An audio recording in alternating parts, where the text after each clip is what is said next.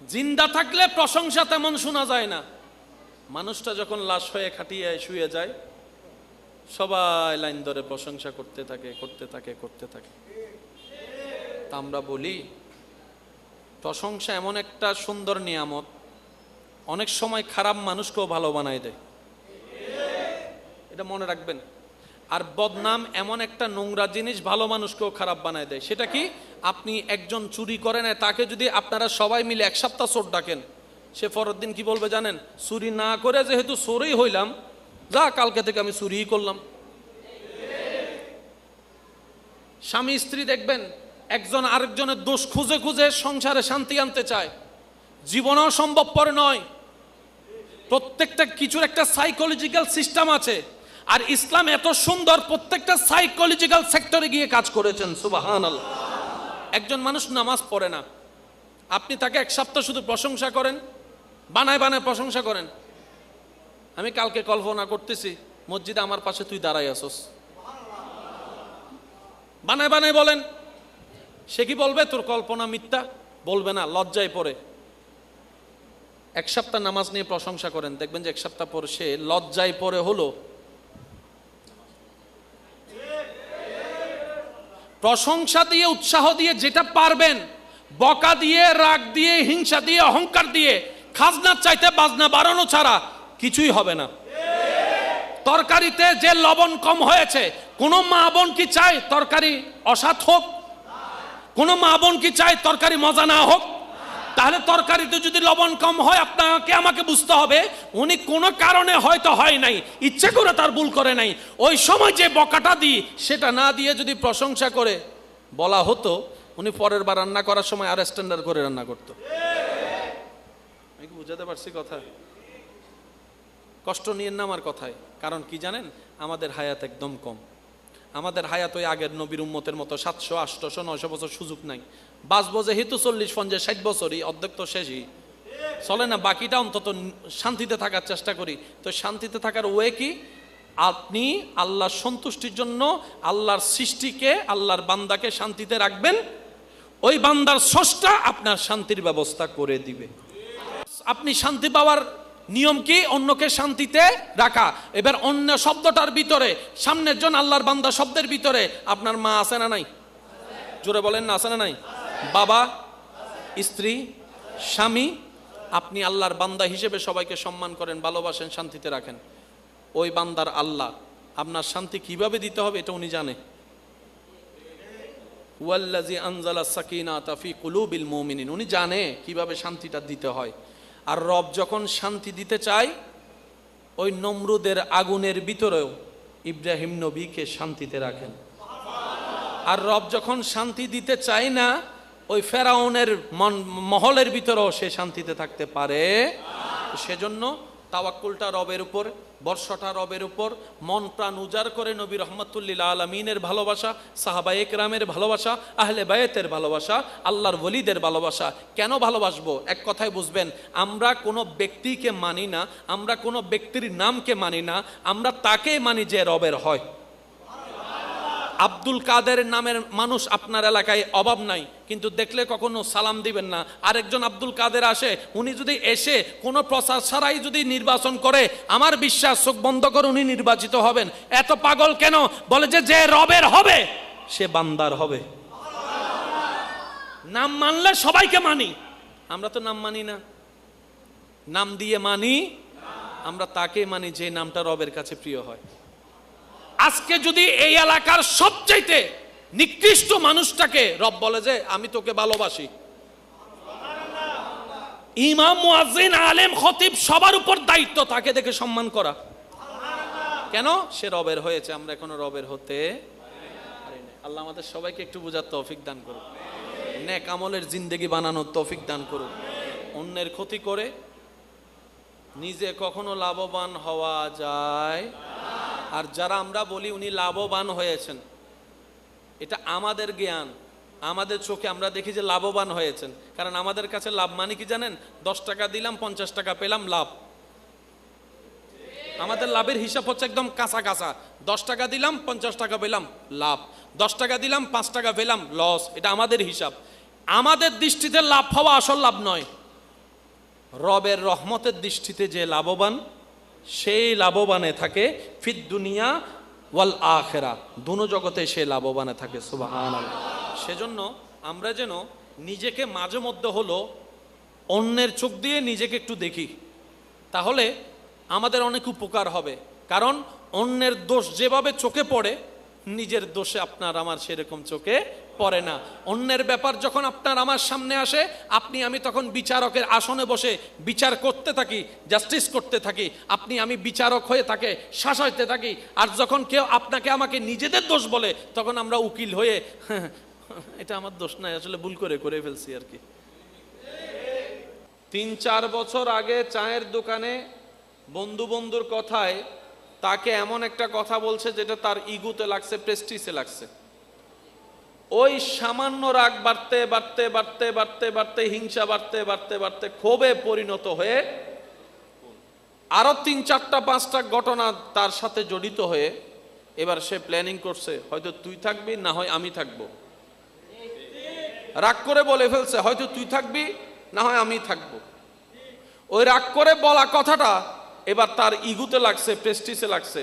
কথা যেহেতু বলে ফেলছি, রাখা তো লাগবে, না হয়তো আমি ছোট হয়ে যাব। শয়তান তো তোলা দেওয়া শুরু করছে। এবার বিভিন্ন প্ল্যানিং করতে করতে আজকের তারিখে খুনটা হয়েছে। আমি মনে বুঝাইতে ব্যর্থ হচ্ছি। আমি কি বুঝাইতে আপনাদেরকে পারছি না মনে হয় না? কষ্ট হচ্ছে আপনাদের?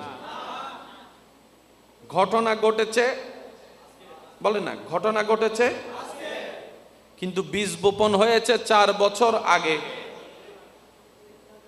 আম ধরেছে আজকে, কিন্তু আম গাছটা রুখছে দাদায়, খাচ্ছে নাতি।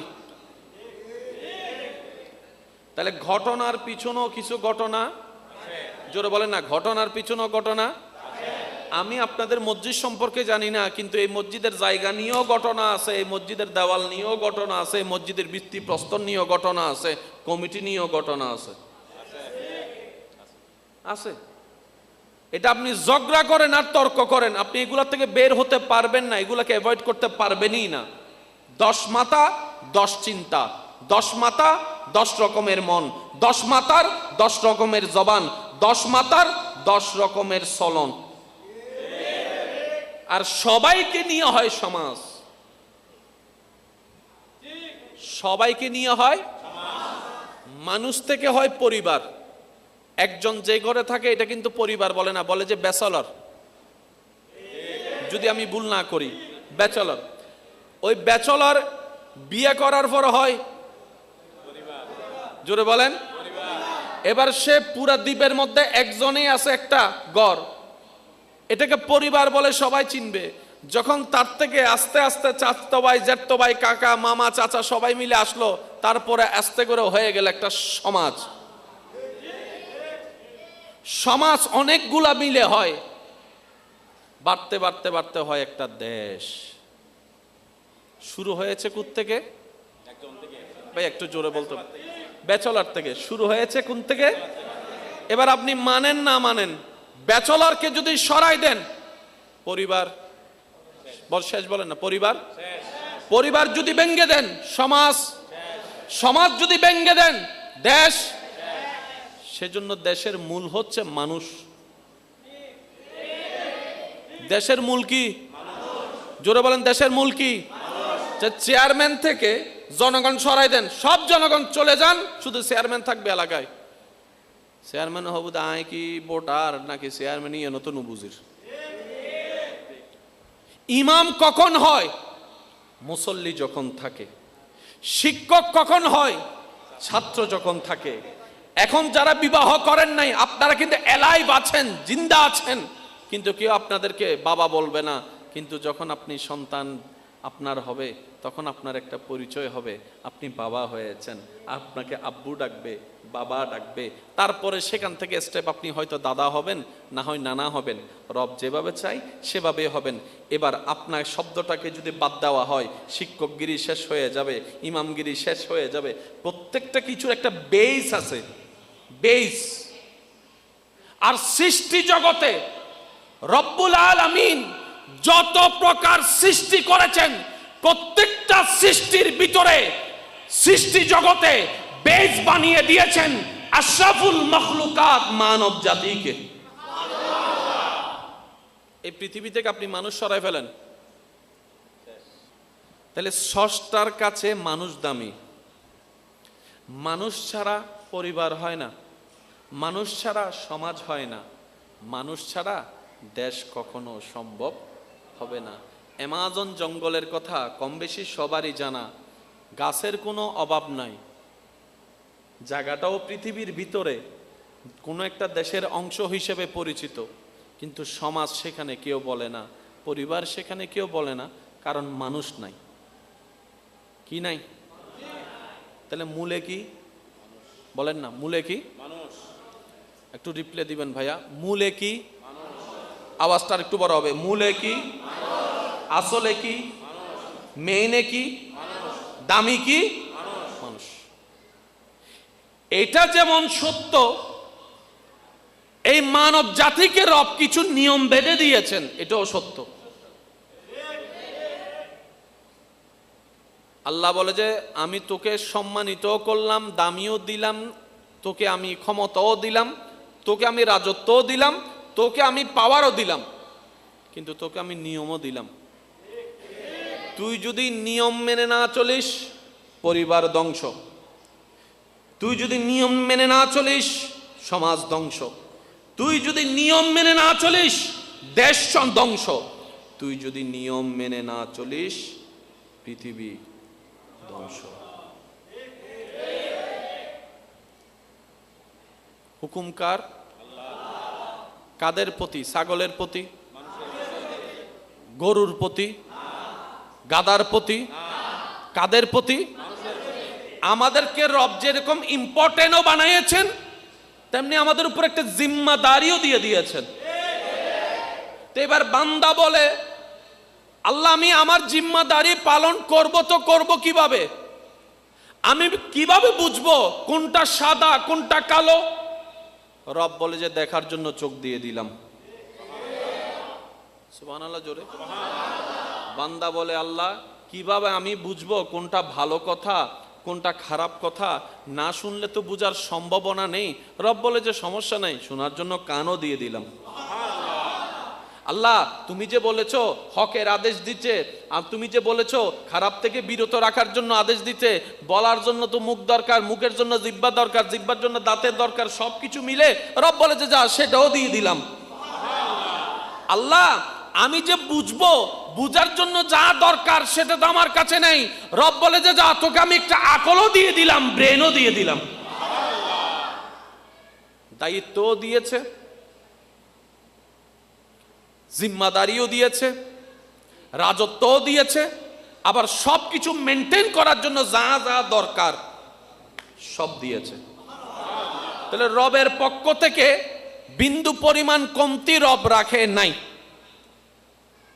সেজন্য হাসরে আমাদের বিচার হবে কঠিন, আমাদের জবাবদিহিতা হবে বড় কঠিন। রব বলে যে কমতি তো রাখি নাই, আর যাদেরকে কমতি রাখছি তাদের হিসাবও মাফ করে দিয়েছি। যাদেরকে আমি চোখ দিই নাই, চোখের হিসাবও নিব না। যাদেরকে আমি কান দিই নাই, কানের হিসাবও নিব না। কিন্তু যাদেরকে দিছি বরাবর হিসাব, মিসকালা যররা, আমাকে হিসাব বুঝাই দিয়ে তারপর তুমি যাও, না হয় এর আগে তুমি এক পাও চলতে পারবা। এবার সে মানুষের ভিতরে আমরা আছি না নাই? আল্লাহ যাদেরকে জিম্মাদারি দিয়েছেন তাদের ভিতরে আমরা আছি না নাই? তার মানে আমাদের উপরও জিম্মাদারি। সেজন্য কিছু জিম্মাদারি আছে আপনার না নিতে চাইলেও নিতে হবে। যেমন সংসারের মধ্যে যদি যে টাকা কামায়, উনি যদি কোনো কারণে অসুস্থ হয়, ছেলে যদি ছোটও হয়, জিম্মাদারি অটোমেটিক চলে আসে, দিতে হয় না। কথা বলেন, কথা বলেন। এখানে অনেকে আছে, কিংবা আমার মাইকের আওয়াজ শুনছে, পড়ালেখা ছেড়ে দিতে হয়েছে শুধু সংসার চালানোর জন্য। ক্লাস 8 পর্যন্ত পড়েছে, 9 পর্যন্ত পড়েছে, কোন রকম জায়গা বিক্রি করে বিদেশ চলে গিয়েছে, এমন অনেক আছে না নাই? কিরে তুই তো এখনো ছোট, গাড়ি টানোস কেন? তুই তো এখনো ছোট, গ্যারেজে কাজ করস কেন? তুই তো এখনো ছোট, পানি আল গাছ কেন? মায়ের মুখে ভাত তুলে দেওয়ার জন্য, মায়ের মুখে ভাত তুলে দেওয়ার জন্য। মাঝে মধ্যে এমন চিত্র যখন ভিডিওর মাধ্যমে মানুষ দেখে, চোখের পানি ছাড়তে থাকে তার কষ্টটা দেখে, আর ভাবতে থাকে আমার বয়স 25 বছর, আমি যে জিম্মাদারি নিতে পারি নাই, কিন্তু সমাজের অনেক 8-12 বছরের বাচ্চা পর্যন্ত সে জিম্মাদারি নিয়ে ফেলেছে। তারে এই বুঝ দিল কে? সেগুলো বুঝলো কিভাবে? সুবহানাল্লাহ। তাহলে প্রত্যেকটা মানুষের ফিতরতের ভিতরে, মেইন বেসের ভিতরে দায়িত্ব কিন্তু জমা আছেই। আজকে একটু ঘুরে ফেসায় আলোচনা হচ্ছে মনে হয়, সেজন্য একটু অনেকের মাথার উপর দিয়ে যাচ্ছে বিষয়টা। শুধু একটা আয়াত বুঝানোর জন্য আমার এত কথা। কারণ পড়া এক জিনিস, শোনা এক জিনিস, বোঝা আর এক জিনিস। ওনারা যখন কোনো জায়গায় বেড়াতে যায়, 3-4 দিন 5 দিন থাকে কোথাও, ওখান থেকে আসার সময় অটোমেটিক আসতে হবে আপন জায়গায়, জানে, ছেড়ে আসতে হবে জানে, তারপরও আবার অনেক সময় মা বোনে বলে ওনাদেরকে, খালতো বোন চাচতো বোনকে, তোদের কথা খুব মনে পড়বে, তোদেরকে খুব মিস করব। এমন কথা জীবনে কোনোদিন কোনো ছেলেকে বলতে শুনছেন? আপনিও তো 4-5 দিন ছিলেন কোথাও। সামান্য খারাপ লাগে, কিন্তু মেয়েদের, মা বোনদের খারাপ লাগাটার একটা বিষয় আছে, মনে রাখবেন। আল্লাহর সৃষ্টিতে শ্রেষ্ঠ মানুষ, মানুষের মধ্যে 3 কোয়ালিটির ভিতরে একটা হচ্ছে পুরুষ, একটা হচ্ছে নারী। এই একটা শব্দ যদি আমরা বুঝতে পারি, অনেক সংসারের জামিলা শেষ হয়ে যাবে। যারা বিবাহিত আছেন একটু শ্রদ্ধার সাথে বলি, একটু খেয়াল করবেন। পুরুষকে বানিয়েছেন, পুরুষকে বানিয়েছেন আল্লাহ, নারীকে বানিয়েছেন আল্লাহ, বাবাকে বানিয়েছেন আল্লাহ, মাকে বানিয়েছেন আল্লাহ। বেশিরভাগ স্বামী স্ত্রীর ভিতর যে ঝামেলাগুলো হয়, যে সব বিষয় নিয়ে, এটার সমাধানও ইসলামে দেওয়া আছে। রব যখন পুরুষ বানালেন, পুরুষের সফটওয়্যার আলাদা, মাদারবোর্ড আলাদা, র্যাম আলাদা, গিগাবাইট আলাদা। মা বোনকে বানিয়েছেন, এটার মডেল আলাদা, এটার সফটওয়্যার আলাদা। যেমন মা বোনদের কোন সালে কত তারিখ বিয়ে হয়েছে, সাল সহ, তারিখ সহ, বার সহ মনে, জোরে বলেন না, মনে। আর পুরুষ জাতিকে যদি আপনি 3 সপ্তাহ আগে কিছু জিজ্ঞেস করেন,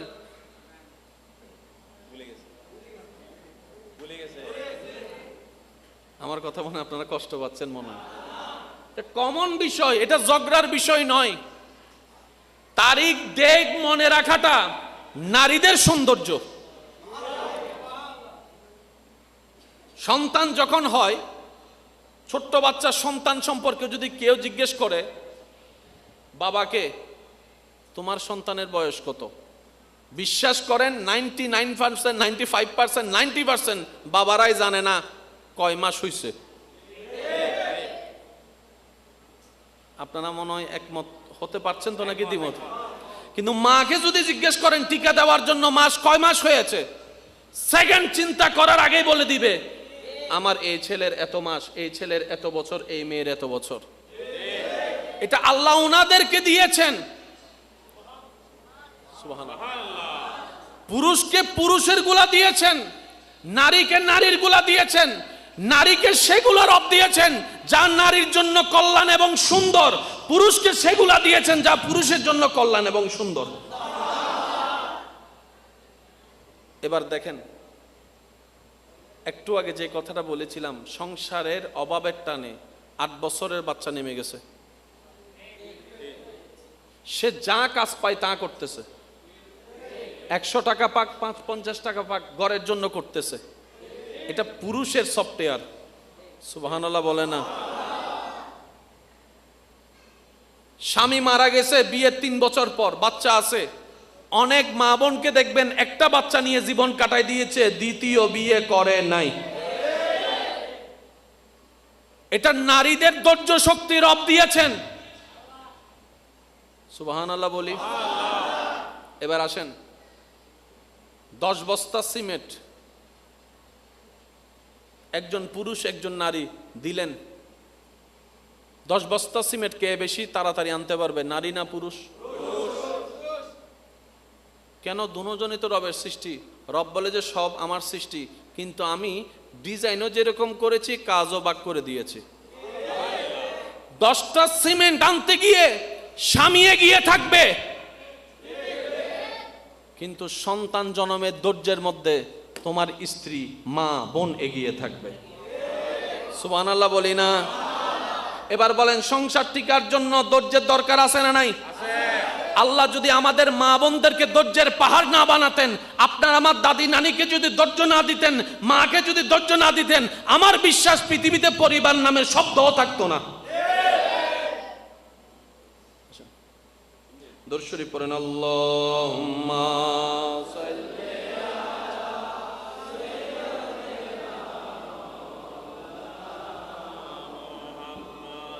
ওয়া আলা আলি সাইয়্যিদিনা মাওলানা আল্লাহু আল্লাহু আল্লাহু আল্লাহু আল্লাহু আল্লাহু আল্লাহু আল্লাহু আল্লাহু আল্লাহু আল্লাহু। উচ্চ আওয়াজে বলি মারহাবা। সত্যিকার একটা কথা বলেন, এই সমস্ত কথাগুলো আমাদের সমাজের জন্য দরকার আছে না নাই? কারণ দিন দিন ডিভোর্সের হার কমতেছে না বাড়তেছে? জামিলা কি কমতেছে না বাড়তেছে? তার কারণটা কি জানেন? আপনি আইফোনের সফটওয়্যার দিয়ে স্যামসাং চালাতে পারবেন না,